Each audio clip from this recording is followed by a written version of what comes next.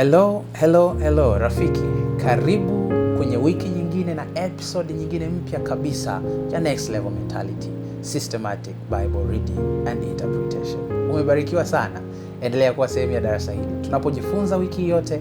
Natumai utashare ujumbe huu na mtu mwingine ili kuweza kuwa sehemu ya baraka kwa huyo mtu pia. Umebarikiwa mpaka ushangae. Karibu darasani. Amen.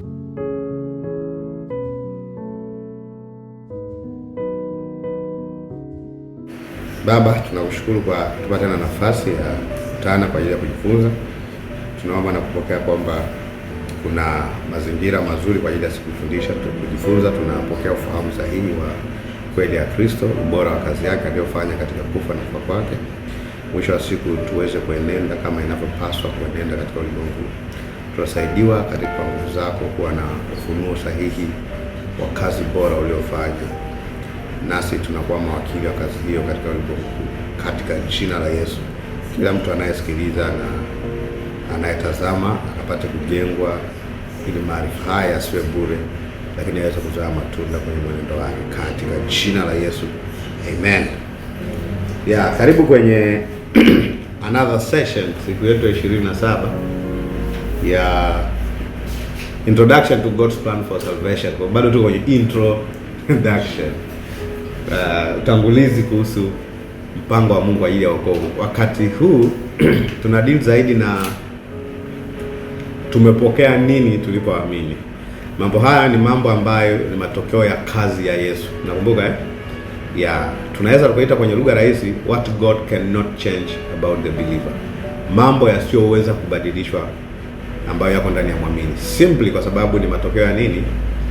Kazi ya Yesu ambayo inaita kufa na kufuka kwake. Kwa hiyo tuliangalia mengi kidogo na tujaribu kuzilist huku mbele. Lakini leo tunaangalia, wiki iliyopita tuliangalia muamini ni raia wa mbinguni. A believer is a citizen of heaven. Na tukasema wenyeji wetu ni mbinguni, si ndio? Tukasema uraia wowote kikawaida kabisa ni matokeo ya kuzaliwa, si ndio? Nowadays kwa sababu ya mambo mengi kuna uraia wa kununua by registration, a citizen by registration. Lakini ukizaliwa tu, hata kama usingependa kuregister, kitendo cha kuzaliwa Tanzania, wewe ni raia wa Tanzania. Lakini pia katika ufalme wa Mungu kuna kuzaliwa katika ufalme wa Mungu. Unazaliwaje? Tunasema kwa roho, si ndio? Unazaliwa kwa roho. Kuzaliwa kwa roho ni kunatokana na nini? Kumwamini Yesu Kristo. Kwa maana kwenye Yohana 1 Yohana basically alipoandika kuna maneno aliyasema pale Yohana 1:12. Kwa Yohana 1:12 kumbe nimefungua. Anasemaje? Bali in fact ameanza 11 akizungumzia Yesu. Alikuja kwake, walio wake hawakumpokea. He came unto his own and his own received him not. Hawakumpokea. Bali wote waliompokea aliwapa uwezo wa kufanyika watoto wa Mungu. Wote waliompokea aliwapa uwezo wa kufanyika watoto wa Mungu. Kwa hiyo kufanyika mtoto wa Mungu ni zao la nini? Ni matokeo ya nguvu ya Mungu. Ambapo basically unapozungumza nguvu ya Mungu sio natural birth. Ni kazi ya Yesu, ni ufufuo. Angalia hapo sema aliwapa uwezo. Kwa hiyo aliwapa uwezo kwa katikati ya wanadamu. Wale waliompokea ndio wamepewa uwezo wa kufanyika na watoto wa Mungu. Kwa hiyo inaonekana it take the power of God to be a child of God. Ndio aliwapa uwezo wa kufanyika watoto wa Mungu. Alafu akaspecify ndio wale waliaminio jina lake. Umeona?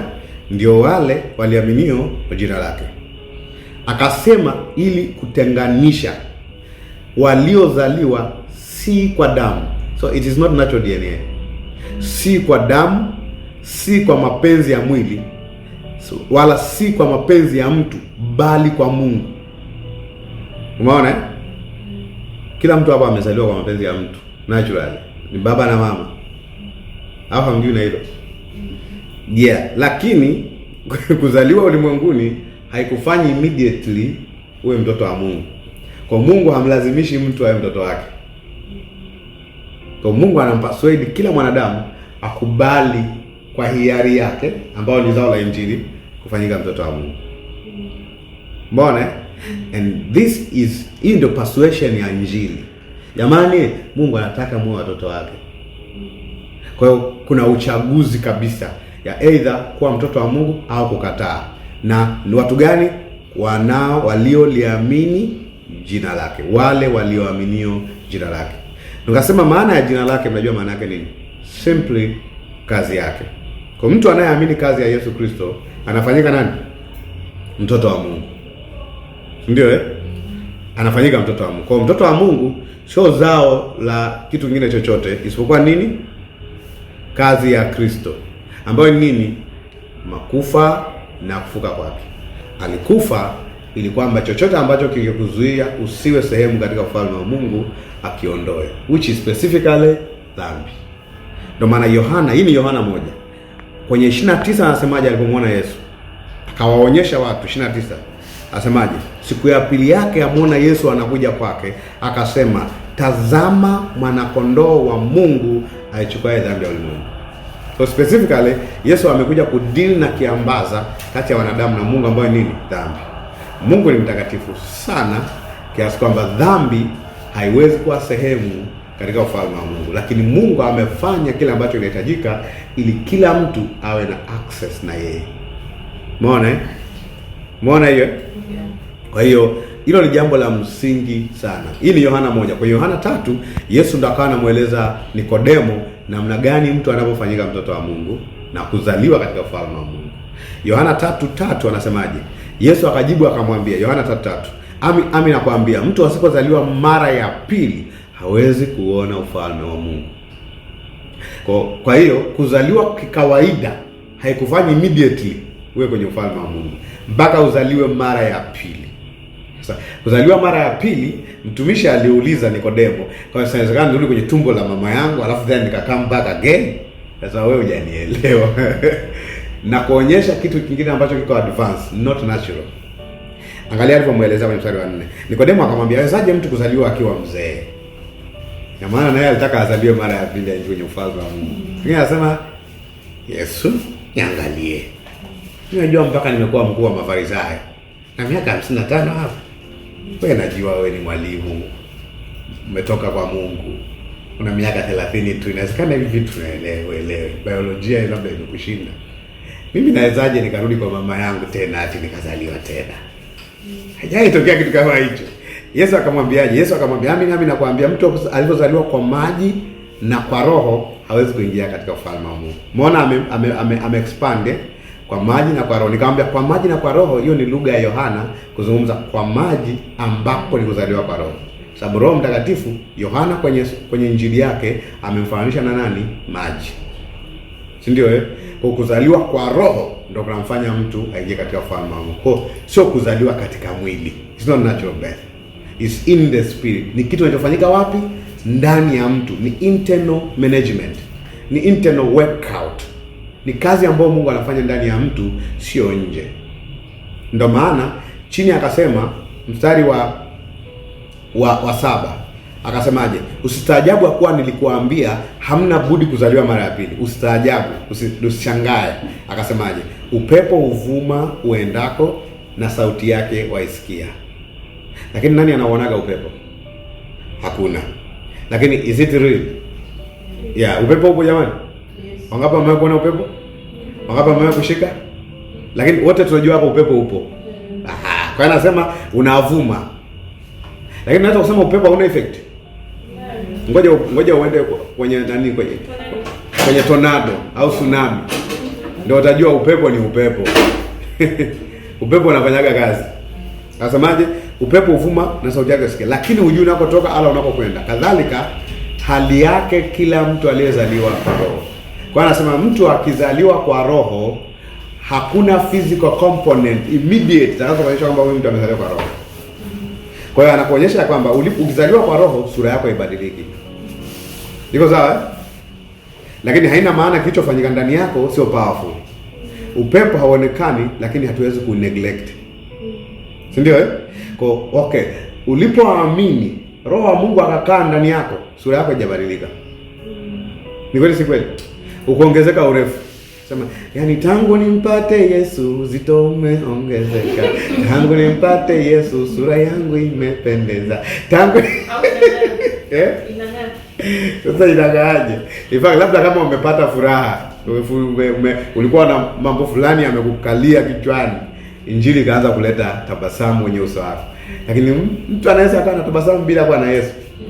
Inategemea yuko kwenye mazingira gani. That's very important. Lakini anaonyesha kwamba hali ya mtu aliyezalika katika Roho huwezi kutambua kwa kutazama hivi. Unaona?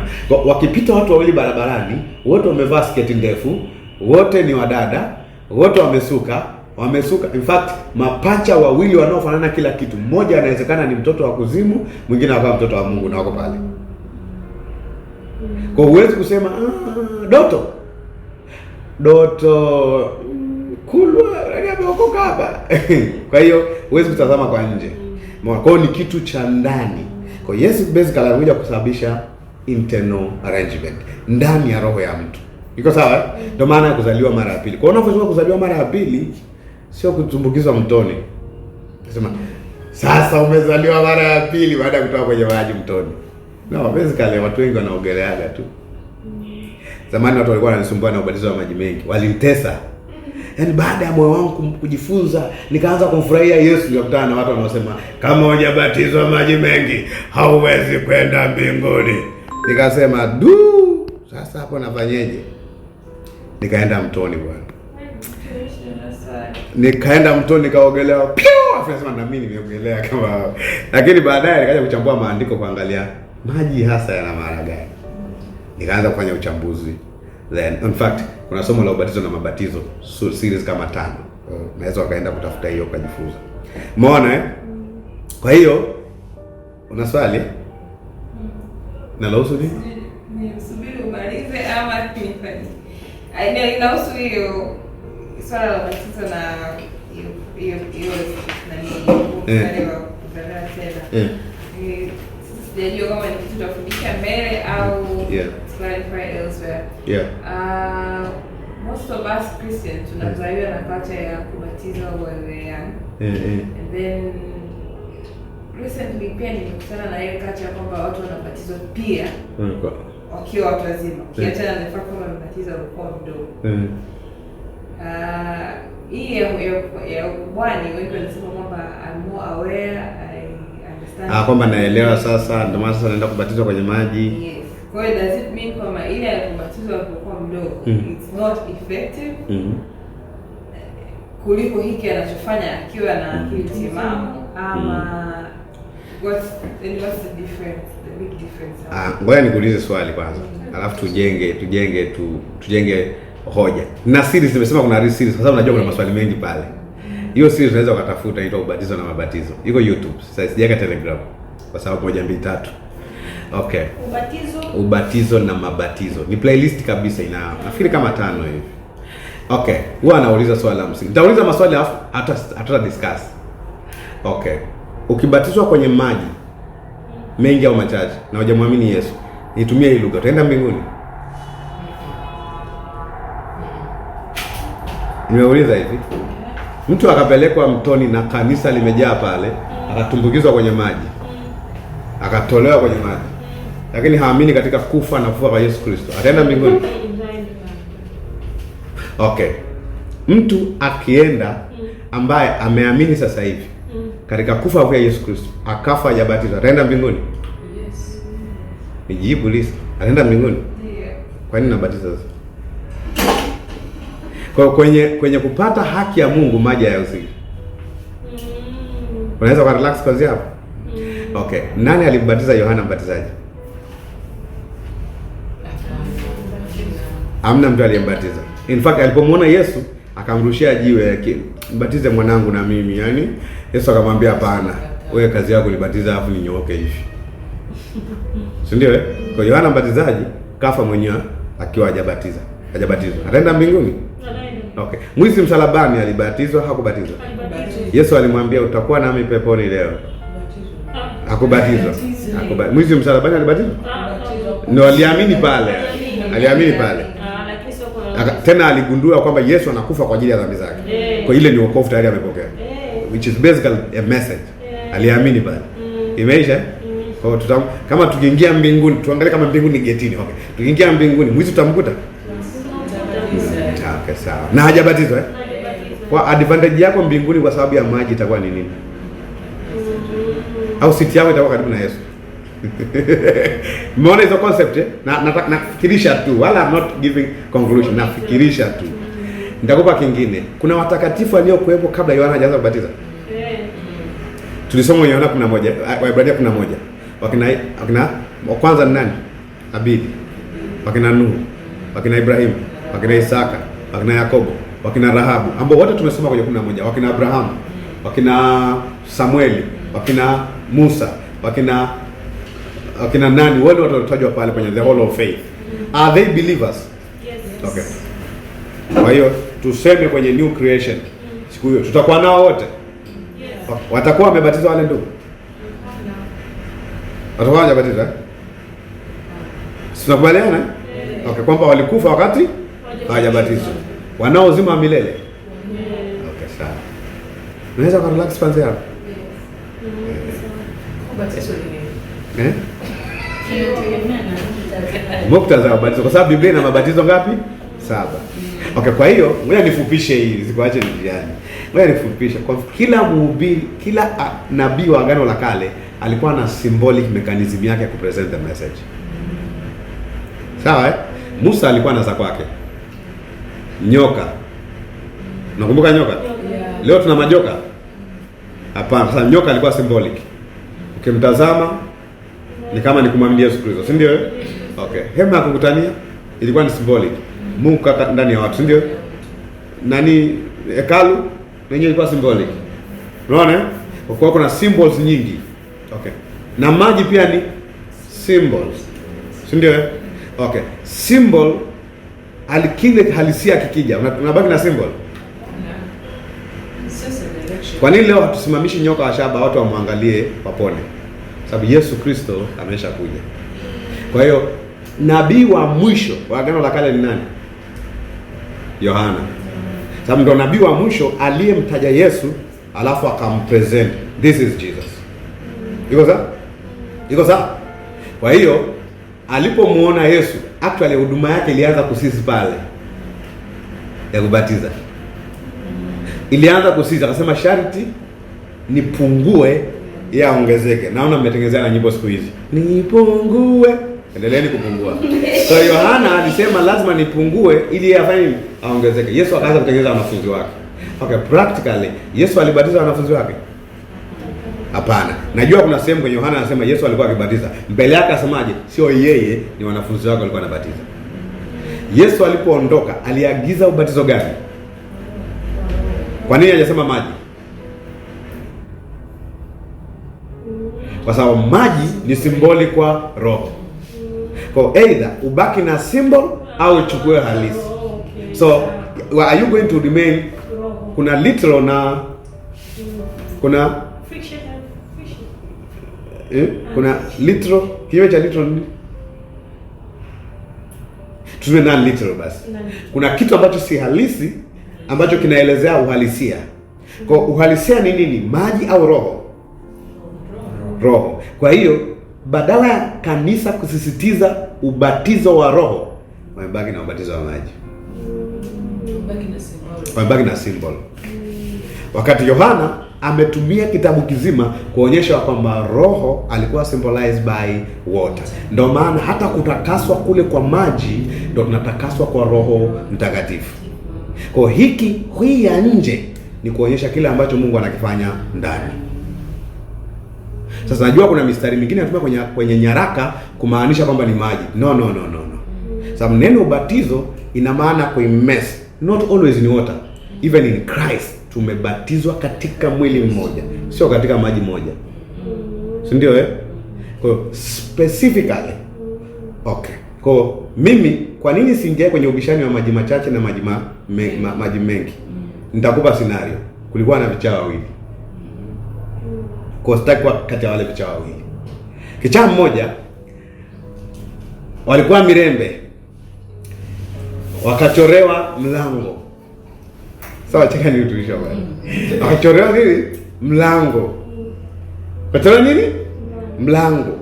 Alafu kwenye ule mlango wakaambia, jamani, njia ya kwenda nyumbani. Kichaa mmoja akawa anajitahidi kuingia. Kuingia kwenye ule mlango. Nenda nyumbani. Unacheka kama akili imerudi. Unanielewa mnielewi? Acheka kama akili imerudi. Jamaa akapambania kuingia kwenye nini? Kwenye ule mlango. Akachoka. Kufunzi akasema, daktari, huyo anaelekea ameshaanza kufunguka. Akamuuliza, vipi wewe? Mbona hauende? Akasema, mimi nashangaa mwenzangu anahangaika watu mimi naufungua hapa. Kwa nasemaga hivi, anayebishana maji machache na maji mengi ni wale vichawa ngapi? Wawili. Whether umebatizwa maji machache au maji mengi, dawa ni kumwamini nani? Yesu Kristo. Unaenda kaogelea mtoni, ogelea kwenye kikombe. It doesn't make any difference. Na nasema mbele ya kamera, whether umeogelea mtoni au umemwagiwa kwenye kikombe, if you don't believe in Jesus, let me use the language ambayo mnaenda kutumia, you go straight to hell, na utakuwa kuni za jehanamu. Haleluya. Muamini Bwana Yesu nawe utaokoka. Sio muamini Bwana Yesu na maji. Sawa? Najua watu wakiangalia kwa nasikia hasira kwa sababu kuna watu wengine wanaabudu maji kuliko Yesu. It's true. Wanapambana kwa sababu ya maji. So, okay. Paulo, ngoja nimalizie maana sasa tumeshalianzisha. Paulo alipoenda Korinto, kwa sababu alikuwa anaeneza ubatizo wa maji baada ya ufufuo wa Yesu Kristo. Basically alikuwa ni Apollo. Na Apollo alikuwa na shida. Ndio maana kwenye sura ya 18 Priscilla na Aquila walimchukua kumkalisha nini? Chini, kumpa shule. Alipita Korinto. Ukiona mvurugano wa Korinto, aliyepitisha shida pale ni mtumishi wa Mungu Apollo. Paulo alipoenda Apollo, akakuta Paulo alipoenda Korinto, akakuta wanafunzi wa nani? Apollo. Maji International Ministry. Alipoenda pale, sio mzima. Alipoenda pale nani? Korinto. Akakuta watu, unajua waliulizaje? Je, mlipokea roho mlipoamini? Unajouliza? Samjisho Yesu alichoagiza kwenye Matendo ya Mitume 1:4, mtabatizwa ubatizo wa roho baada ya muda mchache. Akaangalia maagizo ya Yesu, spirit, baptism of the spirit. Mlipokea, asema mlipokea roho mlipoamini. Angalia wanafunzi walisema, hata kusikia kama kuna Roho Mtakatifu hatukusikia. Waliamini nini sasa? Waliamini maji. Kwa Paulo akawachukua pale, akaanza kwa train. Alafu akaombea nini? Ujazo wa Roho Mtakatifu, na wakaanza kutabiri. Kwa kanisa linatakiwa liulize kile ambacho Yesu ameagiza at the last instruction. Spirit. Batizo wa Roho Mtakatifu. Kwa kanisa linatakiwa lifocus kwenye ubatizo wa nini? Roho Mtakatifu. Internal makeup, not majimaji wao. Sawa Uwezo ulibatizwa ukiwa mdogo au mkubwa, you need to be taught about the doctrine of Christ. Eventually, it will manifest kwenye baptism of Holy Spirit, not water. Sawa? Utauliza, kwa nini kwenye Matendo ya Mitume kuna wanafunzi walikuwa na prax? It was the culture of the day ambayo imewekwa na nani? Na Yohana. Kila mtu alitaka kuwa mwanafunzi, inabidi achukue culture nani? Yohana. Inabidi yote, unataka kuwa mwanafunzi wangu? Njoo nibasi kama alifanya Yohana. Kwa alikuwa ana copy alichokuwa anafanya Yohana. Jesus did not instruct baptism, water baptism. Okay. Naomba nifunge kwa kusema, kabla tuanze somo la leo, maana tayari tumeingiliwa na hilo swali. Sawa, it's a good question though. Ndio I find kwa darasa hili napata confusion. Lazima clear. Naomba niulize swali. Nani ambaye ni mtume aliweka standard ya fundisho kwenye Biblia yako? Ambaye ujiulize mara mbili. Ukiachana na Musa kwenye Agano la Kale. Ni Petro? Ni Paulo? Okay, nyaraka nyingi zimeandikwa na nani? Paulo. Theluthi mbili ya Biblia, wengine wanavyosema theluthi mbili ya Biblia imeandikwa na nani? Paulo. Naomba niulize, yule ambaye ni mwalimu wetu wa doctrine aliyejaa kwenye Agano Jipya, anaitwa nani? Paul. Alisemaje juu ya ubatizo? Alisema wakati anaenda Korinto, asemaje? Sikumbatiza mtu isipokuwa watu wa nyumbani mwake. Ngapi?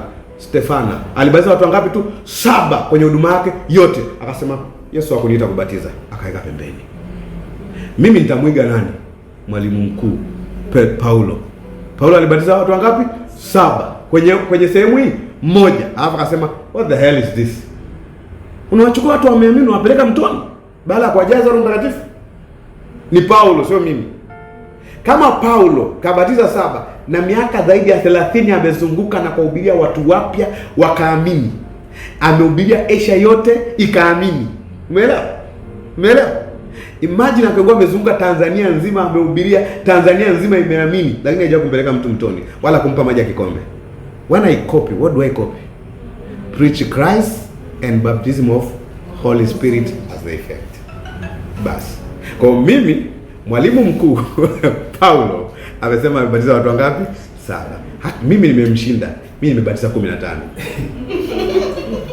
Baada ya hapo sikurudia tena kumpeleka mtu mtoni na sitampeleka mtu tena mtoni.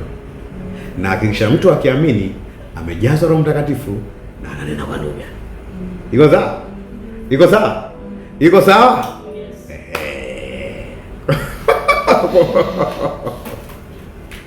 Hii najua ni vita kwa sababu ya culture. And I'm not afraid to be different. Mmenielewa?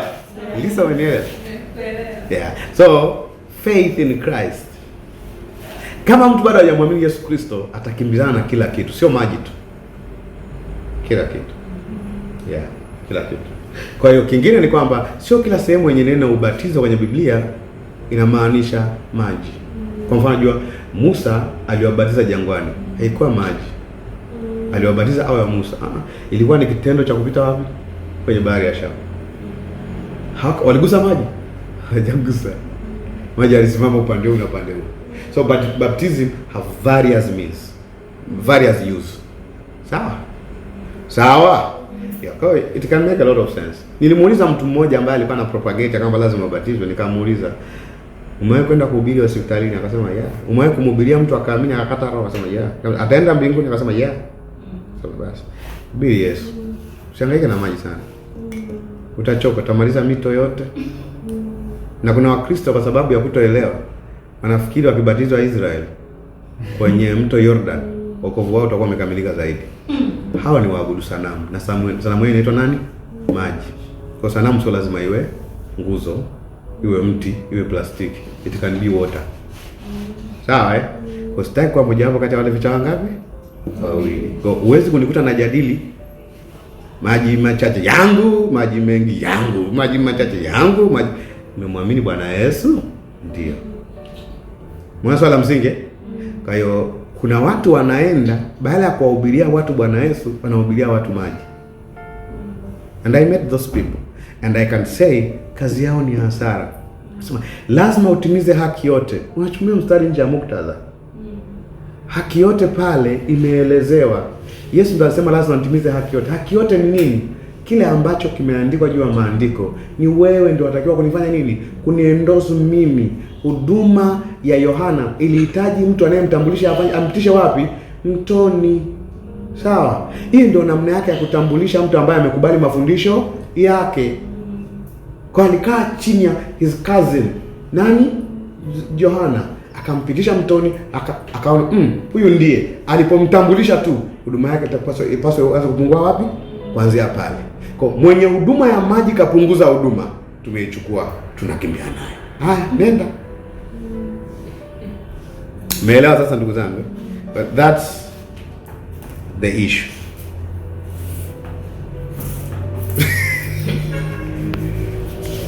Hiyo sehemu hiyo niliyosema msikate ipostili hivyo. I understand. Mimi kuna mtu alinimind kabisa. Yaani watu na ukitaka kujua kama ni serious worship, maji ni worship. Mtu alikasirika kabisa. Hataka kupiga mtu kabisa. It was about what? Nimuuliza profesa mmoja chuoni, haya maswali niliyouliza. Hakunijibu. Alimind. Ilibidi mkurugenzi wa chuo aingilie kati. And I just ask questions. Sema, kwani shida ni nini? Nijibu kwa kutumia kanuni ya maandiko ulionipa. Muktadha, tutumie muktadha. Tutumie Kigiriki. Tutumie multiple translation. Tutumie ujumbe wa maandiko. Tutumie akawa bias sisi. Sijasema ninyi. Tumia maandiko. Shida ya watu wengi wanataka kufanya kile ambacho dunia yao inafanya, si kile ambacho Biblia inafanya au dhehebu yao inafanya. Tuko ndugu zangu Yeah, and I'm not here to mock anybody's worship. I'm just saying what the Bible says for real. Sawa ukitumia kanuni za uchambuzi wa maandiko, you'll come up with Jesus. Sawa you come up with Jesus. Na sisi tunaangalia kile ambacho maandiko inapiga kelele. Kristo, Kristo, Kristo, awe Kristo clear. Sawa ndugu zangu. Kwa hiyo tunaweza tukaenda somo la leo sasa. Kwa kuingia kwenye ufalme wa Mungu ni kazi ya nini? Roho. Wala sio kazi ya maji. Ni kazi ya Roho. Na Roho asemi nimeingia sehemu, nimefika hapa. Ukipelekwa mtoni nitafika hapa. Aliyeungwa na Bwana ni roho moja naye. Alisema yule ambaye amebatiza watu wangapi? 7 tu. Wakorintho wa kwanza 6:17. Aliyeungwa na Bwana ni roho moja naye, sio aliyetumbukizwa mtoni. Sawa? Kwa impact ya kutumbukizwa mtoni ni nini? Utasikia baridi au joto kulingana na hali ya maji.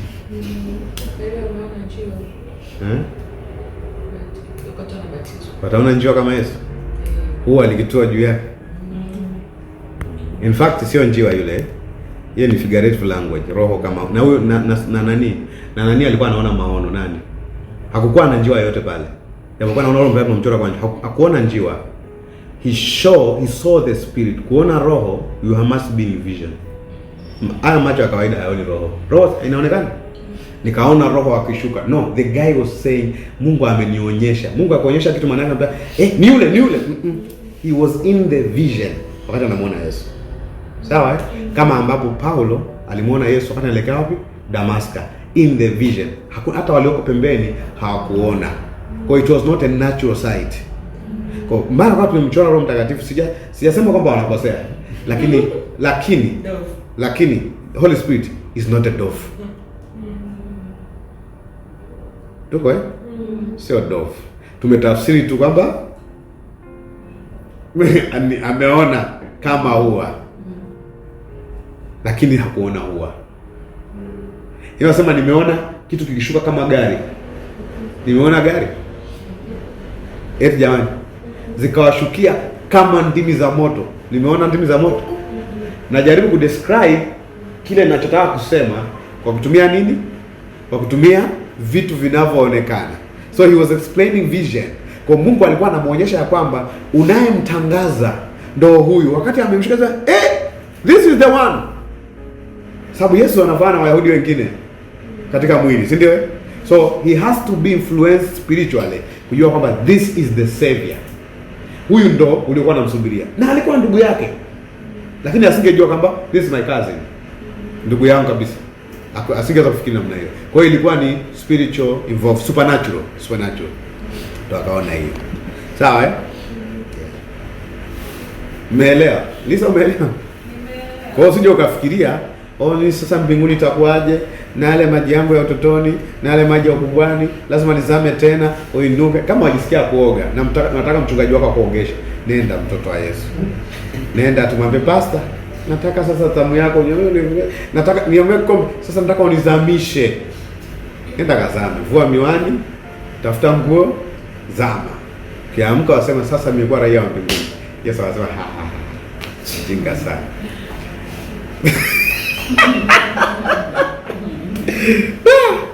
Umeona?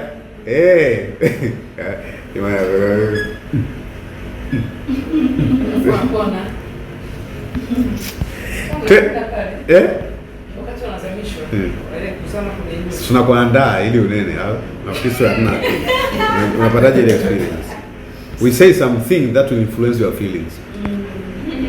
Hujasoma psychology? Sio mjinga, soma psychology kidogo. Nikwambia wakati unazamishwa roho hata ushuka motivation. Kama unajua maji. Maji, nenda katumbukizwe majini. You will feel something. Sasa hiyo something ukifeel baada ya kutumbukizwa kwenye maji, utaitafsiri mwenyewe kwamba hicho feel ni nini. Nimekupiga seminar wiki nzima about water baptism, unaenda kubatizwa sasa. Kwa jiandae sasa. Uko tayari sasa? Uko tayari sasa? Unatumbukizwa, uko tayari sasa? Ukitumbukizwa utatokaje? Lazima utashangarai tu.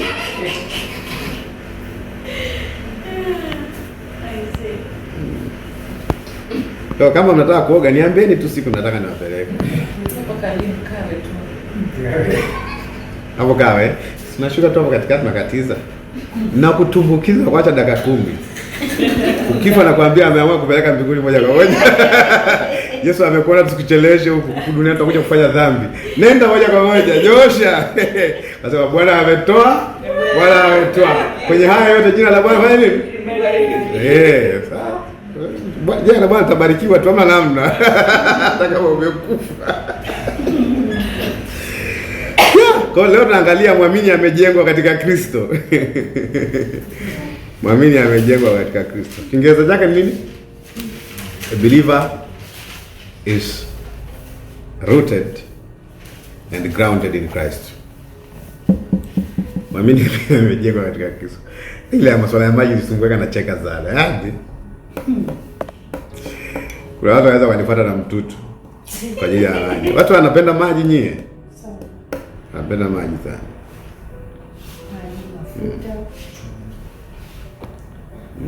Maji, mafuta, chumvi.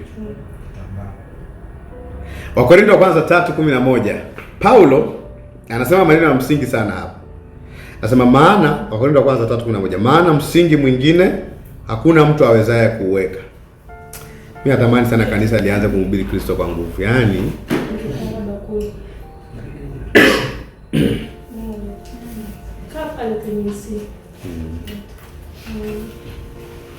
umeona nataka kusema hivi, one of the thing ambayo natamani na nitaonyesha kwenye somo hili ambalo kanisa inatakiwa sisitize sana ni kazi ya Kristo.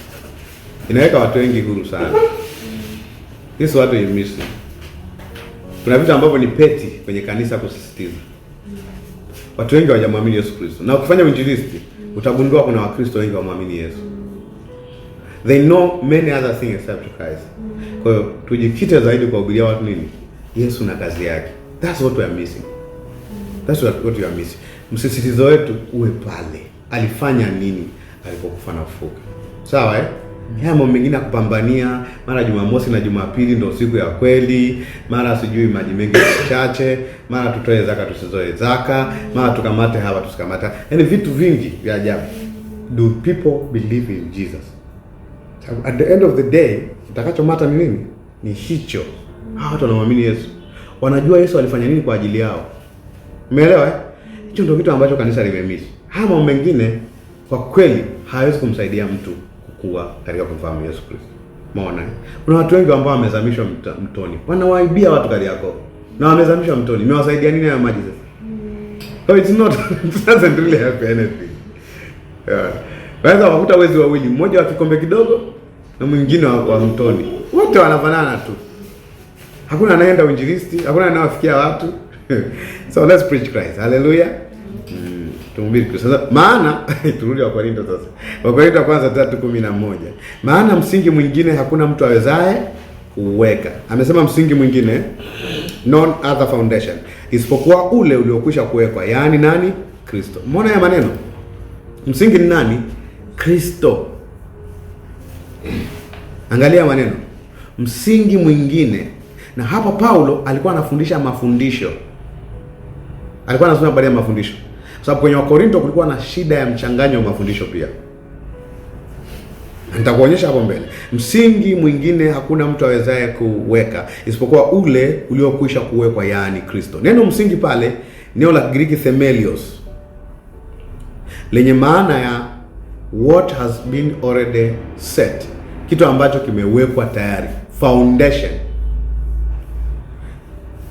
ni kile ambacho kimewekwa, ambayo juu yake mifumo mingine unawekwa. Kwa hiyo ukitaka kujenga chochote, the foundation ambayo ni Kristo, na kile kinachoweka juu ya msingi kinafanania na kile ambacho umekijenga kwanza. Kwa hiyo Yesu Kristo ndio msingi. Vitu vingine vyote kwa muamini vinajengwa kulingana na msingi uliowekwa. Do you know kama unafanya ujenzi? Unajua Paulo anapenda kutumia lugha ya ujenzi, ambapo kwa sababu alikuwa mjenzi. Na actually kwenye Biblia wametumia ujenzi sana. Ujenzi wa safina, ujenzi wa hema kutania, ujenzi. Ndio maana hata kunena kwa lugha inaitwa nini? Kujijenga. Ajengaje? Anenaye kwa lugha kujijenga nafsi yake. Okay, kwa kwenye kujenga hapa unaweza kuona kitu cha ajabu sana hapa. Unajua kama unajenga nyumba, ni aina ya msingi ndio unaamua kitu gani ujenge juu yake. Si ndio? Ukijenga msingi mwepesi, huwezi kwenda kujenga ghorofa refu sana. Is that true? Huwezi kujenga msingi umeenda futi 2, eti unanyanyua kama Palm Village hapa. Yaani utapinduka nayo kama hujamaliza. Ufiki mbali. So the foundation has to be powerful. Now kwenye doctrine of Christianity, Christ is our foundation. Kwa chochote kinachojengwa lazima urify kwanza nini? Foundation. Chochote unapomfundisha muamini, msingi wa hicho chofundisha lazima uwe Kristo kwanza. Kwa mtumishi wa Mungu anaposimama kuhubiri anauliza, does this glorify Christ? Kristo atakuzwa kwa ajili ya hiki. Kwa hiyo ni mfumo Methemelios, THEMELIOS,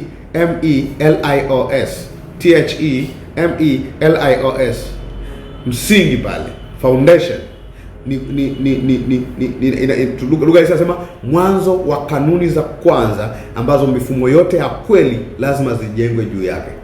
Foundational truth ambao all other truth is built upon it. Kwa hiyo ukitaka kujenga chochote kwa habari ya muamini au kwa habari ya Injili, lazima Kristo kwanza, then juu yake unajenga kwenye hilo fundisho. Unajenga nini? Tutaangalia kwa mbele. Nitawapa mfano kadhaa. Kwa Kristo ndio msingi wetu, okay? Kwa yeye ni chanzo cha kila kitu alichonacho muamini. Yeye ndio source. Kwa kama muamini anatakiwa kujifahamu alivyo, maana yake anatakiwa mfahamu nani? Kristo, sababu ndio msingi wake. Kwa hiyo muamini anatakiwa kukua katika ufahamu wa pale alipoanzia, msingi wake ambao ni nani? Kristo. Kwa Paulo alikuwa anaonya kwenye kanisa la Korinto pale, kwamba jamani, let's be careful how we build. Nitakuonyesha mbeleni namna ujenzi unaofanyika. In fact, labda kwanza wa Korinto, alafu turudi twende kwenye Filemoni. Wa Korinto wa kwanza 3 tuzama mstari wa 11. Tuende 11. Mstari 11. In fact, tuanze 10. Paulo akizungumzia mwenyewe. Unajua Paulo ni fundi kwa habari ya kufundisha Kristo. Angalia cheo ambacho anazungumzia alichonacho hapa. Anasemaje? Maana msingi mwingine hakuna mtu awezaye kuweka usipokuwa ule uliowekwa. Hiyo ni 11. 10 nasemaje? Kwa kadri ya neema ya Mungu niliyopewa. Kwa Paulo anarecognize kwamba he had a special grace kwenye huduma. Kama mkuu wa wajenzi mwenye hekima. Anasema anajiita nani? Mkuu wa wajenzi mwenye hekima. Wajenzi hapa ni nani? Watumishi wa Mungu. Kwa anajiita mkuu wa wajenzi mwenye hekima. Mbali na kwamba Paulo hakuwa na Yesu Kristo physically kwenye huduma yake, lakini ana recognize kwamba he received a grace to teach the doctrine better than the other apostles. Mnajua hicho kitu Yeah. Na nafikiri kuna sehemu amejieleza hiyo. Nafikiri ni Wakorintho wa kwanza 15:10. Ngoja after rudi hapa. Wakorintho wa kwanza 15:10. There is something he said about that. Akijizungumzia mwenyewe neema aliyopewa. Wakorintho wa kwanza 15:10 nasemaje? Lakini kwa neema ya Mungu nimekuwa hivi nilivyo, na neema yake iliyokuwa kwangu ilikuwa bure. Asemaje? Bali nalizidi sana kufanya kazi kupita wao wote. Wao wote ametaja mitume hapa, wale 13, 12, 500 ambao walimuona Bwana. Yeye alimuona Bwana supernaturally. Wakawa analekea Damesko. Akasema, ijapokuwa mimi naonekana nimekuja mwishoni, lakini I have a grace. Umeona? Kabisa anaeleza hivyo. In fact, hiyo ni mstari ngapi? 10 na ngapi? 10 Huko juu amejizungumzia mwenyewe. Naomba nisome kuanzia 5. Na yakuwa alimtokea Kefa. Kefa ni nani? Petro. Tena wale Tenasha. Tenasha ni nani? 12. Walikutana nao. Baadaye aliwatokea ndugu zaidi ya ngapi? 500 pamoja. Nakumbuka kwenye ile kikundi cha kwanza ambacho Yesu alikutana nao kabla ya kubaki na 120. Kabla ya wale 120 waliobaki Yerusalemu kwa ile kujazwa Roho. Anasemaje? Wale 500, katika hao wengi wanaishi hata sasa wakati anaandika waraka huu, ila baadhi yao wamelala au wamekufa. Angalia 7. Baadaye akamtokea Yakobo tena na mitume wote. Mstari wa 8, na mwisho wa watu wote alinitokea mimi. Watu wote hapa nani? Wale watumishi wa enzi zake, alinitokea mimi. Akasemaje? Kama mtu aliyezaliwa sio kwa wakati wake. Yaani kama vile mimi nimejitokeza in the wrong timing. Maana yake anasema walitokewa wengine physically, mimi nimetokewa baadaye. Like you are supposed to be among them. Lakini akasema kwenye mstari wa 10 na ngapi? Akasema mwisho akasema mstari wa 9, asemaje? Maana mimi ni mdogo katika mitume. Angalia alivyojitambulisha. Nisiyestahili kuwa mtume kwa sababu nisiyestahili kuitwa mitume kwa sababu naliliudhi kanisa la Mungu. Maana mapigo aliyopitisha pale, alisimamia mpaka Stefano kuuawa. 10, lakini kwa neema ya Mungu nimekuwa hivi nilivyo. Kwa anasema this is God's special grace. Ni kwa hivi nilivyo. Na neema ile kwangu ilikuwa si bure, bali nalizidi sana. Akasema kufanya kazi kupita wao wote. Wala si mimi, bali ni ile neema ya Mungu pamoja nami. Paul is saying I have a special grace to explain doctrine. Na Petro ana acknowledge kwenye waraka wake. Anasema mambo ambayo Paulo alifundisha, anasema kuna wengine hata wanashindwa kufanya nini? Kuelewa. Watu ambao akili zao hazijafundishwa wanazitumia vibaya. Kwa sababu is so deep. Kwa hiyo unstable mind wakisoma mafundisho ya Paulo wanapotea kwa sababu they are not stable. Ndio maana lazima yachambuliwe vizuri. Sasa Paulo mwenyewe sasa anajizungumziaje kwenye sura ya 3? Anasema nilie mjenzi mkuu. Umeelewa ujenzi kwenye nini? Sio machanda, sio kununua maturubali. Sio kujenga mahema. He's talking about building the doctrine in the church. Na mtu aliyefikia makanisa mengi ni nani jamani? Paulo. Safari ya Paulo iko recorded kuliko safari za Petro. Mimi nimemwona tu Petro Yerusalemu, alafu nikamwona Galatia basi. Petro ambaye alikuwa ndo kiranja mkuu. Alibaki zaidi wapi? Yerusalemu. In fact yeye alirudi nyumbani. Sasa mimi naona nibaki tu huku. Wewe nenda, wewe nenda kwa mataifa, mimi niacha hapa Yerusalemu. Sawa? Kwa anasemaje? Maana asema mstari wa 11, maana msingi mwingine hakuna awezaye kuweka isipokuwa ule uliokwisha kuwekwa, yani Kristo. Maana akasema the foundation of my doctrine is Christ. Anazungumza mazingira haya ambapo kuna mafundisho mengine katikati ya Wayahudi including sheria ambayo inafunua jitihada za wanadamu, sio Kristo. Anasemaje? Mstari wa 12, lakini mtu akijenga juu ya msingi huo dhahabu au fedha au mawe ya thamani au miti au majani au manyasi, kazi ya kila mtu itakuwa dhahiri. Kwa hiyo unaweza ukajenga vitu ambavyo havitadumu juu yake. Ndio maana akataja aina fulani za material. Dhahabu, hivyo vitu vitajwa.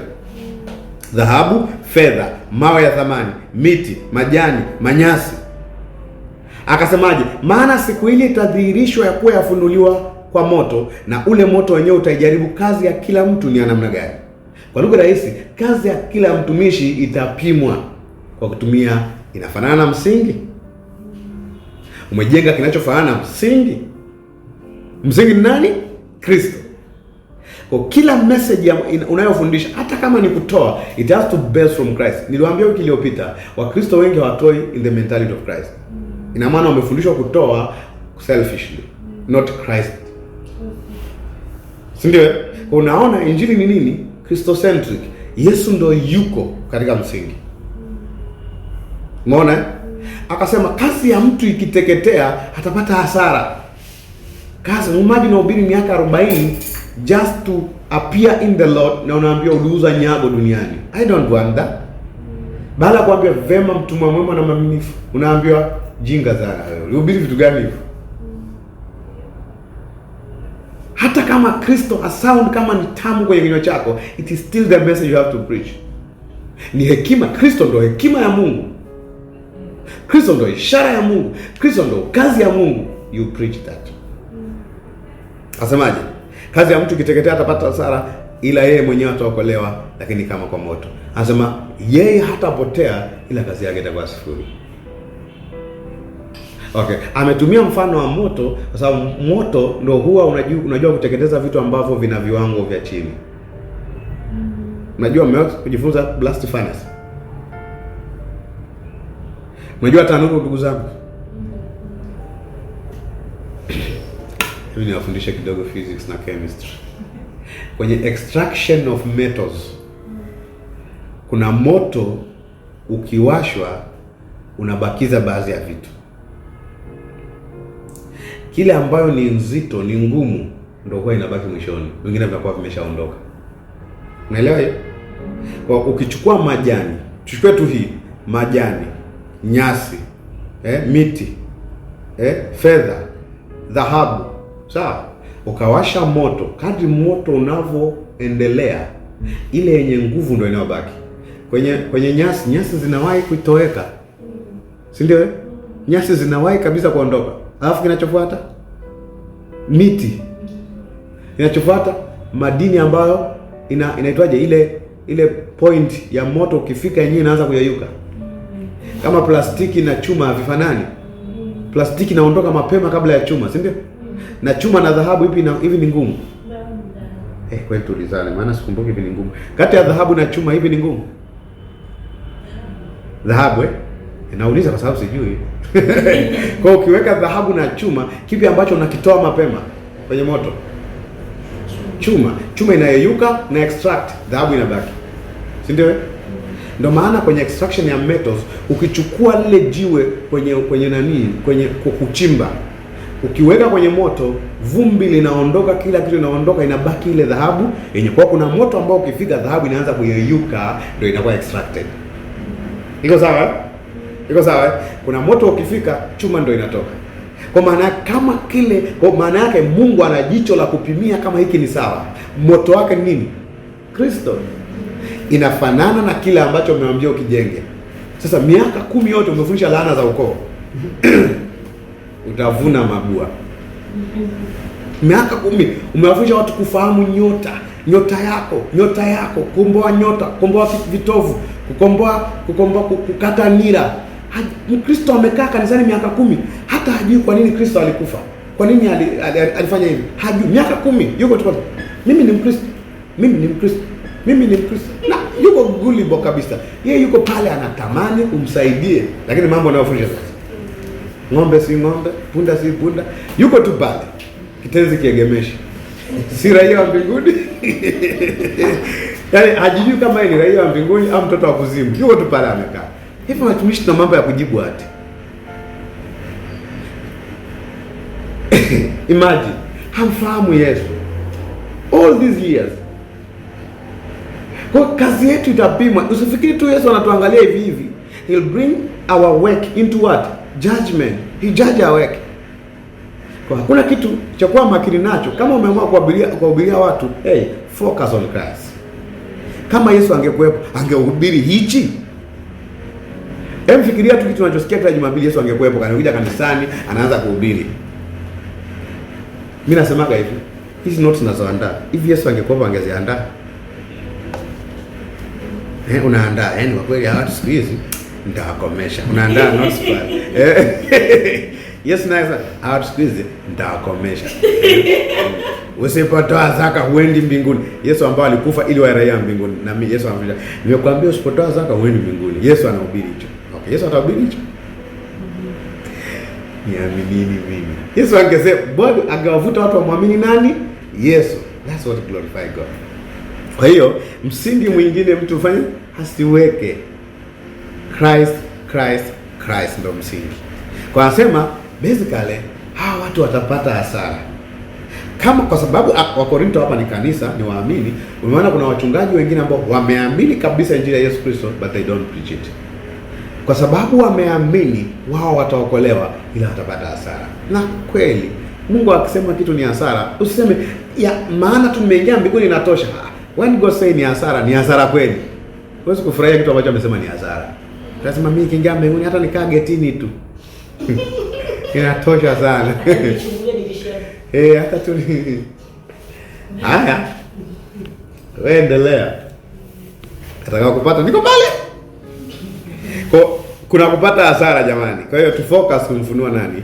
Kristo. Kwa muamini anatakiwa afundishwe mambo ambayo yatamjenga katika Kristo. Kwa sababu Kristo ndo standard. Nenda kwenye Waefeso 4. Waefeso 4:11. Lengo la hizi inaitwa offices kwenye kanisa ni kwa ajili ya kumfunua Kristo. Waefeso 4.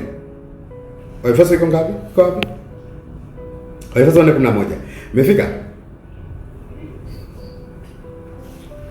Waefeso 4:11. Inasemaje? Naye alitoa wengine kwa mitume, na wengine kwa manabii, na wengine kwa wainjilisti, na wengine kwa wachungaji na walimu. Simafahamu hizo ofisi kwa kusudi la kuwakamilisha watu gani? Watakatifu, hata kazi ya huduma ifanye nini? Itendeke, hata mwili wa Kristo ujengwe. Umeona issue? Umeona ujenzi hapo? Umeona ujenzi? Kama kuna kujenga, kuna material ya kujengea na kuna msingi. Kwa Paulo anatumia lugha ile ya ujenzi. Msingi mwingine mtu asiweke. Umejenga ina kazi gani? Kwa hawa wanatakiwa wajenge in that kule kwenye Wakorintho kwanza 3:16. Na ngoja tuone kama atawatajia msingi hapo. 13 nasemaje? Hata sisi sote tutakapofikia umoja wa imani na kumfahamu sana mwana wa Mungu. Kwa Mkristo ambaye ana unity of faith, utamjuaje? Anamfahamu sana mwana wa Mungu. Mwana wa Mungu nani? Kristo. Hizi sio vitu viwili. Umoja imani hapa ni kumfahamu Yesu Kristo. Kwa sababu na pale ni kai. Kufikia katika unity of faith pale ni perfection of faith. Zamani tunaomba kusema unity of faith maana yake makanisa yote tuwe mmoja. Wa Pentecost, wa Baptist. Wanani hapana, unity of faith ameelezea pale. Tunapofikia umoja wa imani. Kiingereza imetumia unity. Na amechambua huko mbele. Na kumfahamu sana au kidogo sana mwana wa Mungu. Unaona maneno? Akasemaje? Hata kuwa mtu mkamilifu. Kinachomfanya muamini awe mtu mkamilifu nini? Ni kumfahamu sana mwana wa Mungu. Naomba niulize, kama mtoto wako unataka ajue sana habari za magari, unamfundisha nini? Magari. Kama Ukristo anatakiwa kumfahamu sana mwana wa Mungu, ina maana keyword ya mafundisho ya kila mtumaini ni nini? Kristo mwana wa Mungu. Unapata point? Kwa nikiingia pale mbele kusimama, nikienda kwenye Bible study, nikienda kwenye injilisti, keyword yangu hiyo nini? Christ. Iko sawa? Ukisearch kwenye mahubiri ya mtu, kitu alichokitaja sana awe nani? Kristo. Kuna wengine ukisearch utakuta kucha, nyayo, laana, moto na mengine. Just imagine. Kumfahamu sana mwana wa Mungu. Kwa hiyo hiyo function hizi ofisi. Tokea upande wowote, jiite nabii, jiite mtume, jiite nani, jiite mwalimu, jiite kuhani. Tukiangalia kwenye content ya material yako, is it full of Christ or full of foolishness? Umeelewa ndugu zangu? Is it full of Christ? Imejaa Kristo. Kristo ndo content. Imeshiba Kristo. Kwa sababu hakuna Mkristo atakuwa mkamilifu kwa maana awe mkamilifu kwenye kufanya huduma ya Yesu Kristo, kujengwa kama sehemu ya mwili wa Kristo, kama fanya nini? Hajajaa material inaitwa nini? Ufahamu wa Kristo. For revelation of Christ is the foundation of doctrine of the church. Angalia hapo sema. Na kufika kwenye cheo cha kimo cha mwili wa Kristo. Angalia Kiingereza semaje? Unto the measure of the stature of the fullness of Christ. Kwa the standard ya kila muamini ni kufanya nani? Christ. Ndio lengo. So kama kuna picha tunataka umeweka kwenye chumba chako, nataka kufanana na huyu mtu. Kwa maana ya Mkristo ni nani? Kristo. Kwa hiyo ndio goal.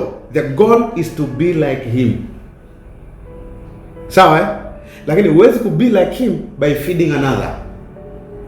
Kwa Wakristo wengi wanatamani kumfanania Kristo kwa kujifunza uchawi, uganga, aina za majini, aina za mapepo, mitaa ya kuzimu, kulia na kushoto, mambo bam, mambo mazito, aina za nyota, upatikanaji wa nyota, namna ya kuzibua nyota yako, namna ya kunyanyua nyota yako, namna ya kubariki birthday yako, namna ya kunyanyua mambo 150. Where is Christ? Tunategemea akue kwa kulishwa vitu kama hivi. Hawezi kukua, atakufa na kwa shako ya kiroho. Umeelewa maana yake? Because the measure, the standard is Christ. Kwa hiyo ndo goal ya kila muamini, to be like him. How do you become like a person you never know? Mbona? Kwa kama natakiwa kuachieve anything as a believer is, am I becoming more like Christ? Maana yake I have to feed more like him. You feed what you want to be. How mnamjui? Nutrition. You are what you eat. Kwa kama unataka kuongezeka nini, kuna vyakula unatakiwa anza kupangilia. Ila kuna watu wengine hata wakila wanenepi, ndugu zangu. Hii dunia ina mambo. Kwa watu wanashinda kweli. Rafiki yangu alikuwa anapiga menu balaa, unaandika notes. Ila kimbao nani? Kilobyte. Haongezeki. Tukajua kio ataongezeka. Kwanza kamlaumu mke wake. Sasa angalau basi umemfahamu alipokuwa single. Baba alikuwa anapiga sufuria nzima, lakini yuko pale amesimama kama mlima Sayuni. So you feed what you want to become. Si ndio? Kwa Christ ndo content ya kufeed. Kwa kama mchungaji mwaminifu, nikianza kufundisha utoaji, mfano wangu wa kwanza utakuwa nani? Kristo, sio Chris Brown. Ni watafuta vina tu ama chochote. Umeona? Example ya kuweka mbele ya waamini wakati nafundisha utoaji ni nani? Kristo. Nikifundisha kusamehe, Kristo. Kama na Mungu katika Kristo. Kama Kristo alivyowapenda ninyi. Hata kama nafundisha kumpenda mke wako, nafundisha nini? Kama Kristo alivyolifanyia kanisa. Nafundisha kumpenda mke, si ndio? Kama nafundisha kama Kristo, kama kanisa ninavyomtii Kristo. Umeona? The content of everything you tell a believer, Christ.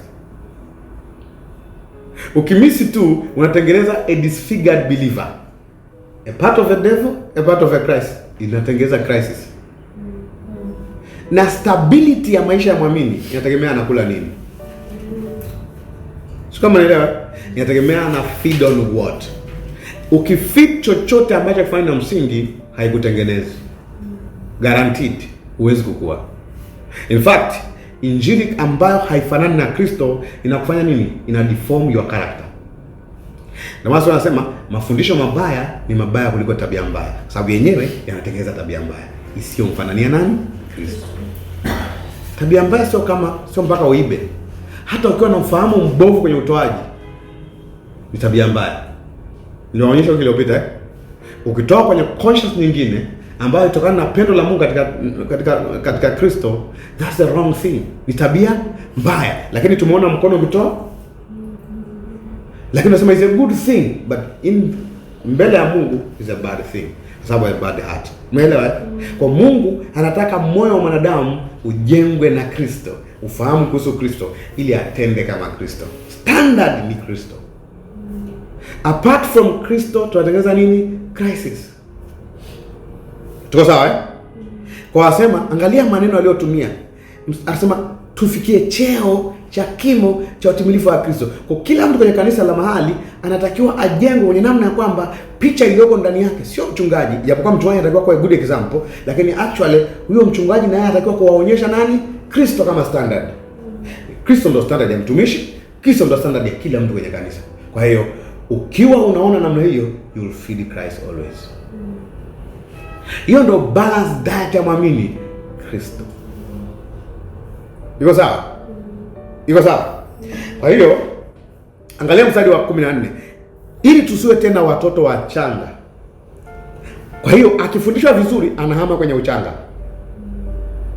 Maana kinachomkuza Mkristo ni aina ya chakula anachokula. Tusiwe na watoto wachanga tukitupwa huku na huku na kuchukuliwa na kila upepo wa elimu na hila za watu kwa ujanja, tukufuata njia za udanganyifu.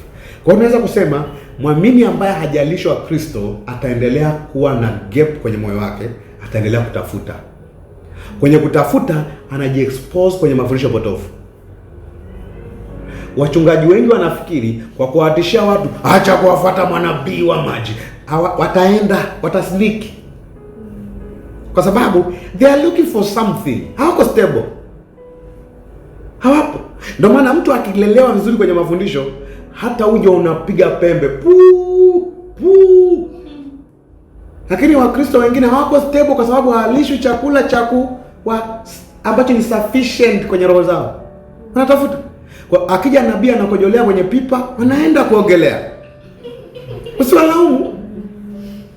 Anasema mimi sitaki kanisa, unawalalamikia Jumapili. Hii kanisa wakitoka hapa wanaenda tuition jioni, wataenda. Sababu you are not feeding them the right food. Wataenda. Kwa hiyo elimu ya Kristo inawastabilize wa Kristo. Well, kuna watu bado watatafuta, lakini itapungua idadi wanaoenda kutafuta huko. Kwa mtu ataenda kule akiona kuna mtumishi anaruka anapiga sarakasi, anaenda. Kwa sababu hana sufficiency, hajaridhika. Kwa anaangalia kinachokuja. Nasikia kuna mtu anakomboa nyama, anaenda. Maana hujawahi kumpa chakula kinachomfaa. Umeona? Kwa hiyo no matter what, pastors should have to teach the doctrine that reveal Christ. Sasa kama hana ndo shida sasa. Kama hana ndo shida sasa. That's very important. Nasema njia, lakini tuishike kweli katika upendo. Angalia, na kukua, angalia lengo, na kukua hata tumfikie yeye katika yote aliye kichwa nani? Kristo. Angalia, na kukua hata tumfikie nani? Yeye aliye kichwa, yani nani? Kristo. Angalia, kwa kwenye kukua unakuwa kuelekea kumfanania nani? Kristo. Kwa kama kuna aina ya mtu mwamini anatakiwa kuwa mbali na mahitaji yake ya kimwili, kunenepa, kupungua, kuongeza uzito, kupungua uzito, nini, kung'aa uso, nini. Kwenye ile mwenendo wake anatakiwa afikie kumfanania nani? Kristo. That's very important. That's very important. Sasa the devil anawadanganya watu wengi. Wanafikiri tukifundisha Wakristo vitu vingi watabadilika. No sir. No ma. Hawezi kubadilika kumfanyia Kristo kwa kufundishwa vitu vingi. Na kwa sababu vitu vingine viko entertaining. Ukianza kuambia Wakristo mambo mtambuka, wanaenjoy, wanakudanganya. Hawabadiliki. Wanaruka. Go deeper. Wewe utaenda deeper lakini utabaki shallow. Sasa unajua kuna mbingu kwenye mbingu ya 7, kushoto ya mbingu ya kulia. Wanafurahia tu na wanaruka. Lakini hawakui. Angalia, ni wepesi. So they are not feeding the right food. Sasa mtoto asija kukudanganya wakati unamlisha. Mami, mimi nataka burger tu. Tutabwagaology. Utaamini atakuwa mtu aina gani? Sasa mimi mama nataka vitu vitamu. Utamlaza KFC wewe mtoto. Na unajua watu wanapenda KFC vitu chap. Fast food. Ukiwasikiliza watoto, unaweza ukawa unapeleka tu KFC kila siku.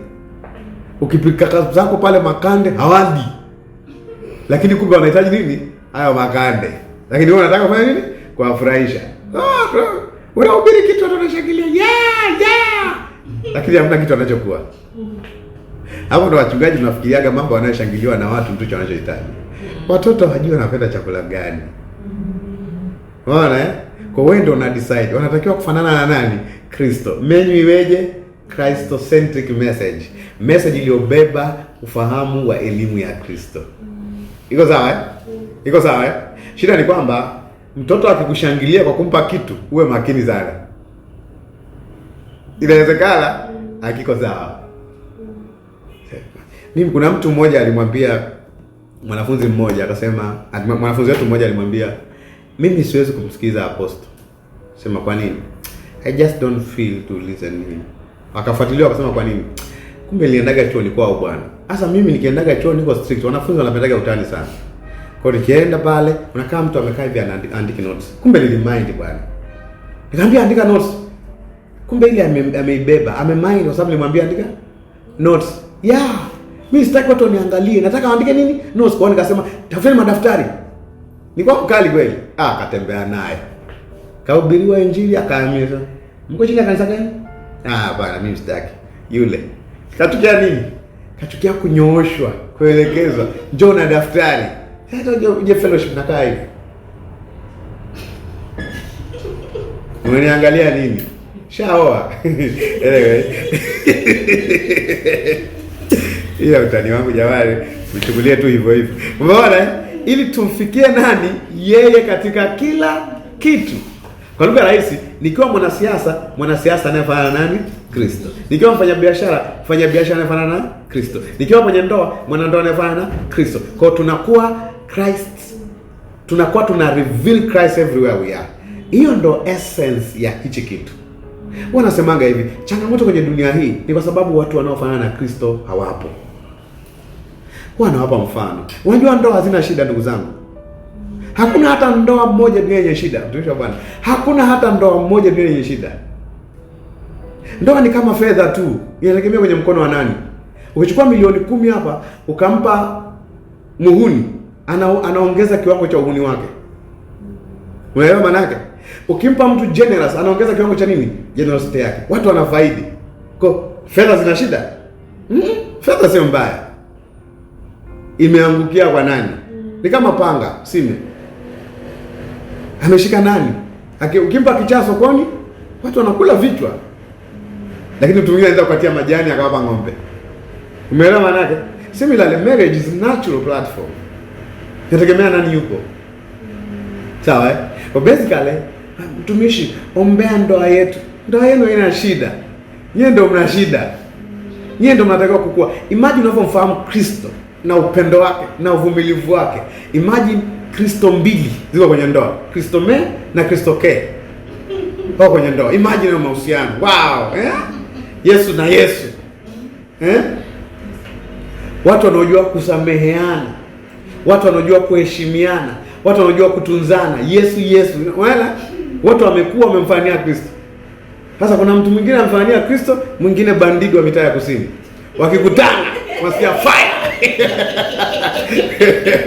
Wanataka honeymoon. Kwa hiyo basically hata siasa sio mbaya. Kuna wanasiasa wabovu. System za dunia zote sio mbovu. Kuna watu wabovu. So the system of the world are not corrupt. There are people corrupt. Ndio maana siku nikajibu swali. Mungu anafanya nini kwa ajili ya ulimwengu unaoharibika? Anataka injili ihubiriwe ili abadilishe internal arrangement ya watu wakue na kumfanyia Kristo.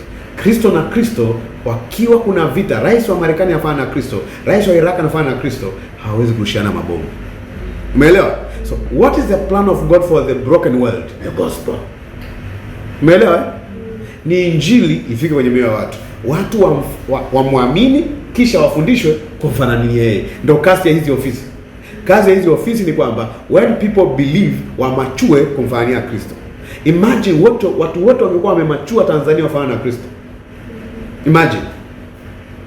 Kuanzia kwenye rais mpaka kwenye mwenyekiti wa nyumba, balozi wa nyumba 10. Umeelewa maana yake? We'll have a different kind of politics. Umeelewa maana yake?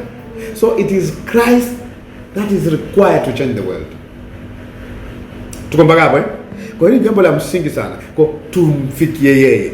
Kwa msingi ni yeye na chakula anacholishwa muamini inafaa kufanana na nani? Fanana na nini? Na msingi aliozaliwa nao ambao ni Kristo.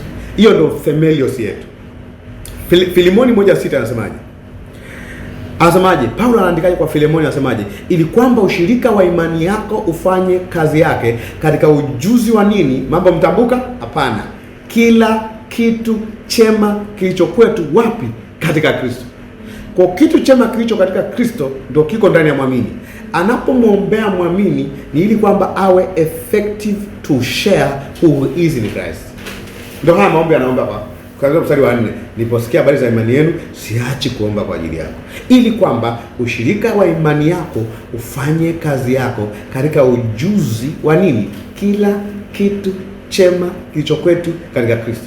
Kwa mwamini ana kila kitu chema kilicho ndani ya Kristo. Lengo la kujifunza na kuomba ni ili afanye nini? A release, a partner, a share, a express kila kitu chema kilicho ndani yake ambacho pia kiko ndani ya nani? Kristo. Kwa muamini anafanya hivyo. Kwa anahitaji kukua katika hayo. Anahitaji kukua katika hayo. Na hiyo ndio essence essence ya ukuaji. Na ndio maana Kristo yuko ndani yetu ili tumdhihirishe yeye. Waraka wa kwanza Yohana 4:13 hadi 16. Waraka wa kwanza Yohana 4:13 hadi 16 kumalizia hapa. Waraka wa kwanza Yohana 4:13 na hadi 16. Anasemaje? Katika hili tunafahamu kwa tunakaa ndani yake naye ndani yetu. Umeona ya kuwa kwa kuwa amefanya nini? Ametushirikisha roho wake. Wow. Kwa tunaye roho wake ndani yetu. Sisi tumeona na kushuhudia kwamba Mungu Baba amemtuma nani? Mwana kwa mwokozi wa ulimwengu. 15. Kila mtu akiria kwamba Yesu ni mwana wa Mungu, Mungu ukaa wapi? Mungu ukaa ndani yake naye ndani ya Mungu. Lakini Mungu akae tu. Mungu ukaa ndani yake naye ndani ya Mungu. Hiyo ni union. Asemaje? 16. Nasi tumelifahamu pendo alilonalo Mungu kwetu sisi na kuliamini. Mungu ni pendo, naye akae katika pendo ukaa ndani ya Mungu na Mungu ukaa ndani yake. Kwa Mungu yuko wapi? Ndani yetu, kwa sababu ametushirikisha roho wake. Ukirudi nyuma kwenye Yohana, waraka kwa Yohana 3:24, nyuma yake hiyo ilikuwa ni 4. Nyuma 3:24. Anasema naye zishikaye amri zake ukaa ndani yake, naye ndani yake. Huyu ndani yake, ndani ya Yesu na ndani ya mtu. Katika hili tumejua kwa anakaa ndani yetu kwa huyo roho aliyetupa. Kwa ametupa roho kama ushahidi ya kwamba Mungu yuko ndani yetu, ni Roho Mtakatifu. Kwa hiyo Roho Mtakatifu sasa hatakiwi kuwa silence. Ndio maana ukaji wa kiroho kumdhihirisha huyo roho kwenye mwenendo wetu. Umeona Kwa haya ili jambo la msingi sana. Ndio maana ukifahamu makeup iliyoko ndani yako, ndani ya roho yako, utatamani kumdhihirisha huyo Kristo. Angalia waraka kwanza Yohana 2:6. Anasema yeye asemaye kwamba anakaa ndani yake imempasa kuenenda mwenyewe kama vile kama yeye alivyoenenda. Anasema yeye ambaye anakaa ndani yake imempasa mwenyewe vile kuenenda mwenyewe vile kama yeye alivyoenenda. Kwa lugha rahisi, kwa sababu yuko ndani yetu, tunapaswa kuenenda kama nini? Kama yeye. Umeona enzi za kukaliwa na roho? Kwa sababu Kristo yuko ndani yetu, inapaswa tumdhihirishe au tuenende kama yeye. Tumaana sema hivi, kwenye biashara uenende kama Yesu. Kwenye ndoa uenende kama Yesu. Kwenye siasa uenende kama Yesu. Umeelewa maana? Kwa maana yake alitaka Wakristo wakue na kuenenda kama yeye kwenye kila hali. Kumbuka alisemaje? Tuweze kumfikiria yeye katika kila kitu. Yeye ndo standard. Iko sawa Hiyo ndo standard. Kwa anataka tukue na kuendelea ndani yake kwa msaada wa roho wake. Angalia kwenye Wafilipi 2:12 na 13. Umefika? Wafilipi 2:12 na 13. Anasemaje? Basi wapendwa wangu, kama vile mlivyotii siku zote, si wakati mimi nilipokuwa hapo tu, bali zaidi sana mimi nisipokuwa hapo, utimizeni wokovu wenu kwa kuogopa na kutetemeka. Hao wengine wanafikiria ikisema utimizeni wokovu wenu kwa kuogopa na kutetemeka, maana yake kama umeokoka, wokovu haujatimia, inabidi uogope na kutetemeka ili utimie. Hapa alikuwa anazungumzia mwenendo. Kutimiza wokovu hapa ni udhihirisho wa mwenendo wa wokovu ambao basically ni Kristo ndani yako. Angalia 13 imejibu hiyo shida. Amesemaje? Kwa maana ndiye Mungu atendaye kazi ndani yenu. Kwa namna gani ya kutimiza wokovu? Mungu ndiye atendaye kazi ndani yenu. Ameeleza mambo ya msingi, both kutaka kwenu na kutenda kwenu. Kwa both to will and to do. Kwa lugha rahisi, mwamini anao msaada kwenye wakati wote kwa kutaka kwake na kutenda kwake. Kwa Christ will iko ndani yake na Christ actions iko ndani yake, anatakiwa kumanifest kwa kulitimiza kusudi lake jema. Tunaelewana mpaka hapo? Kwa kutimiza wokovu wetu papa ni kuuishi wokovu wetu au kudhihirisha wokovu wetu. Lakini amesema si kazi ya kwako peke yako, ni Mungu atendaye kazi ndani yako kwa kutaka kwako na kutenda kwako, both to will and to do. Kwa lugha rahisi, kutimiza wokovu ni kazi endelevu ya Kristo, ni matokeo ya kazi kamilifu. Sababu kazi kamilifu inakupa wokovu, lakini mwendelezo wa mwenendo wako ni zao la roho aliyeko ndani yako, au Mungu akifanya kazi ndani yako kusaidia kumdhihirisha Kristo. Actually, Mungu anafanyaje kazi ndani yako kusaidia kumdhihirisha Kristo? Hiyo swala la msingi sana. Ndio kazi ya watu wa Waefeso 4:11. Tuliyosoma pale. He give you a teacher, he give you a Bible study, si ndio? He give you watu watakao kuonya na kukusaidia na kukuombea. Ili ufanye nini? Both to will and both to do to follow his plan and to become like Christ. Sawa? Kwa hataki uanze na Kristo, baada ya kuokoka ubaki mwenyewe. Hiyo ndio shida ya Galatia. Walitaka waanze katika roho, warudi katika mwili. Waliamini wakasema asante Yesu, ila mwendelezo wa tabia zao wanataka wapambane wenyewe. Paulo anaandika waraka mzima wa Galatia, anasema mlianza katika roho, mmerudi katika mwili. Sasa hivi mnataka kutengeneza vitu kadhaa ili mjikamilishe katika wokovu. Anasema hapana. Wa Galatia 5:7, mlikuwa mkipiga mbio vizuri, ni nani aliyewazuia msitii kweli? Neno msitii kweli hapa ni hawa watu ambao walikuwa wamemwamini Yesu Kristo, wamejengwa katika Yesu Kristo, lakini wanataka kuendelea kwa jitihada zao wenyewe. Kwa hiyo msingi ni Kristo na ujenzi kuendelea mbele ni kazi ya Kristo pia. Uko sawa? Uko sawa? Kwa hiyo kuomba kwetu sio jitihada zetu, ni kuyield, ni kujiachilia kwa nguvu za Mungu. Umeona Kufanya Bible study sio jitihada zetu, ni kujiachilia kwenye msaada wake. Tunajifunza namna ambavyo Mungu anatusaidia ili kujenga fahamu zetu. Tuko sawa mpaka hapo? Kwa muamini anapatikana katika Kristo, amejengwa ndani ya Kristo, anabaki ndani ya Kristo wakati wote na anaendelea kukua ndani ya Kristo. Kwa hiyo both to will and to do is God working through us. Kwa unaweza kusema lugha rahisi, Ukristo ni surrendering mode. Sawa? Kwa unaposema mimi nimemwamini Yesu Kristo, sio tu siku ile ulipoamini, hata sasa unauamini msaada wake katika wokovu. Iko sawa? Iko sawa? Amekupa roho ili aendelee kukusaidia. Hajakupa roho ili useme ulinisaidia siku ile, sasa hivi tujipambanie. Unajua kuna tofauti. Kuna mtu mwingine anaweza kukuokoa tu kwenye ajali, akikutoa pale, akipeleka hospitalini, anakuacha. Tafuta ndugu zako Lakini Mungu sio Athumani wala sio Joni. Akikuokoa, unabaki katika wokovu, unaendelea kuexperience msaada wake katika ukuaji. Na ndio maana unapolishwa chakula sahihi, unakumbushwa aliyeko ndani yako ambaye hakuacha alipokuokoa. Yuko pamoja na wewe ili uendelee kumfanania yeye. Kwa uanze kumfanania yeye kwa kumwangalia kwenye picha, unaanza kumfanania yeye kwa kujua yuko ndani yako. Iko sawa? Kwa hiyo unapotaka kumfanania Yesu Kristo, unajua kuna material ndani yako yanaweza kumreveal yeye. Ndio maana ametupa roho wake, ametushirikisha roho wake. Hilo ni la msingi sana. Kwa essence ya maombi sio kutaka kutoka planet X, ni kudhihirisha kutoka ndani yetu. Ushirika wa imani yetu ufanye kazi yake katika ujuzi, may become effectual. Ongeza, the communication of your faith or the sharing of your faith or the expression of your faith may become effectual by acknowledging every good thing which is in you in Christ. Effectual inatokana acknowledgement. Kwa preaching and prayer, lengo lake ni kusaidia kufanya nini? Kwa acknowledge who you are, kwa acknowledge what you have or who you have in you. Kwa hiyo balanced diet ya muamini, natakiwa nijue Kristo yuko ndani yake. Iko sawa?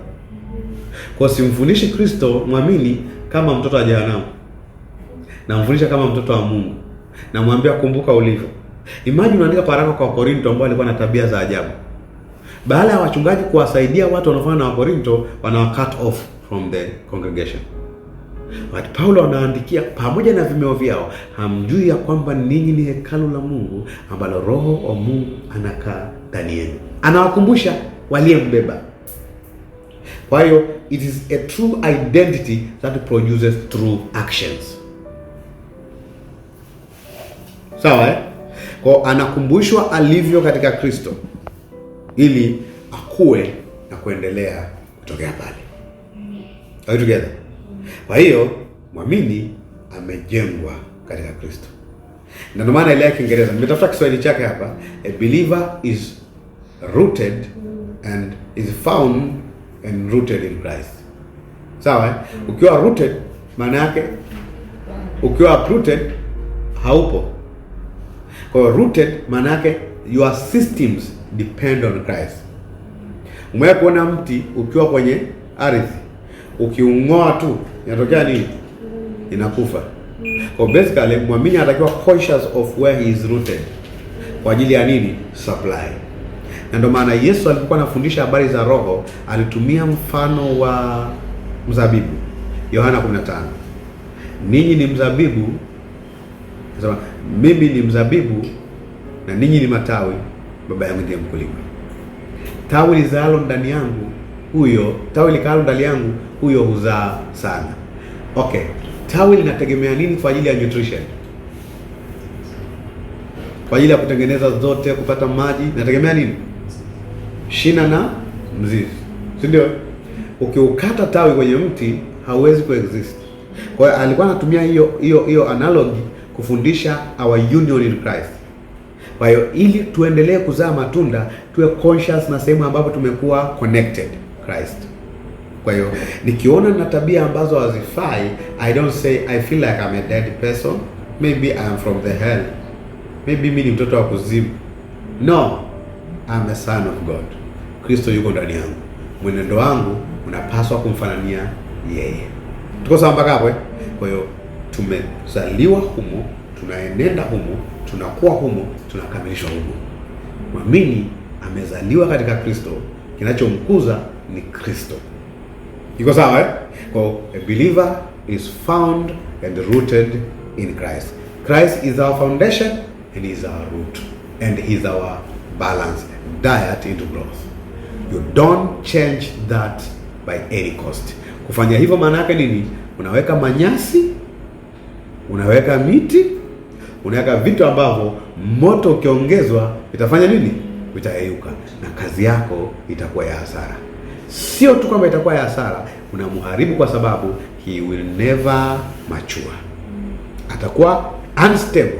Atakuwa akichukuliwa kama nini? Baluni iliyoko juu ya maji, akichukuliwa huku na huku na kila aina ya upepo na mafundisho potofu na hila na udanganyifu.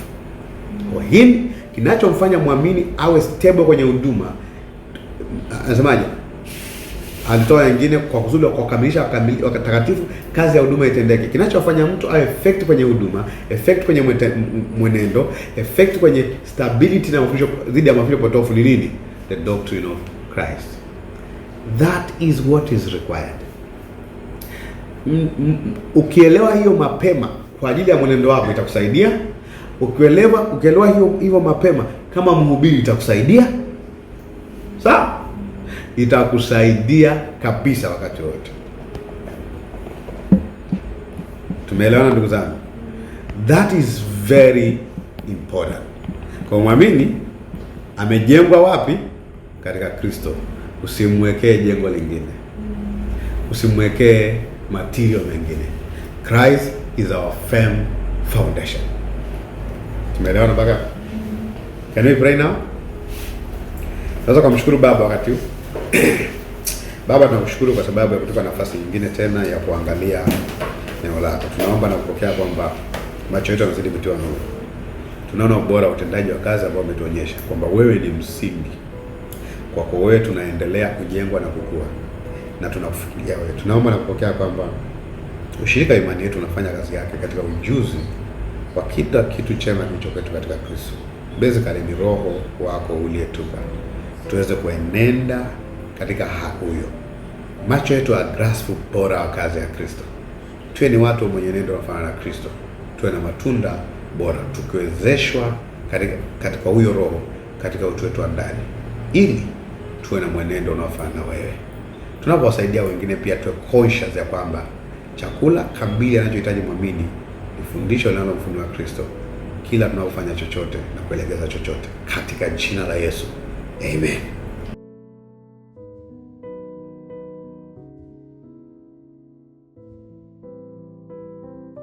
Hello rafiki. Naamini umejifunza vitu vingi sana kwenye episode hii. Endelea kuwa sehemu ya madarasa yanayofuata. Mwisho wa episode moja ni mwanzo wa episode nyingine. Usisahau kusubscribe, kulike pamoja na kushare link hii na watu wengine. Umebarikiwa sana. See you next week.